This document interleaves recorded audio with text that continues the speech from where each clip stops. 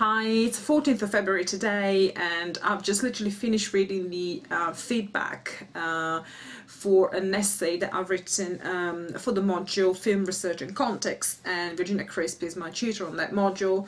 The feedback is very good. I must say, whilst I was writing the essay, when I was reading it and rereading it, I was thinking exactly the same thing. One of the things that she mentioned in the essay, which is I felt I'd written way too many quotes.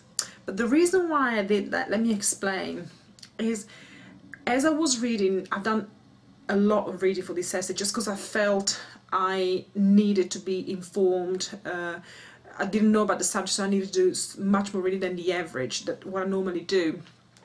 And I kind of felt that with some of the critics, I identified so much, and I had similar ideas even before reading their papers, and I thought, well, I can't put them down as my ideas, although they are, because the tutors otherwise will think that I'm stealing ideas from someone else, when in fact I happen to have thought similar things.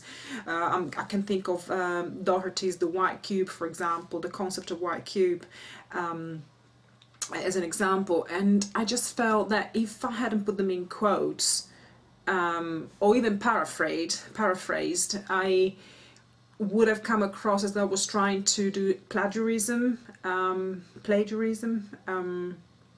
that reason, I kind of decided to put the quotes just to make sure that it was understood that I was taking, you know, from someone else's thinking, but actually I was, some of them quotes, I was very much thinking along the same line. So I sort of was in a catch-22 to the point, let me just read the feedback for you. This is an excellent essay, which is great. You have researched widely and independently. This has produced an essay that contains some fascinating and sophisticated ideas. I have some reservations about your question, in particular the fact that you possibly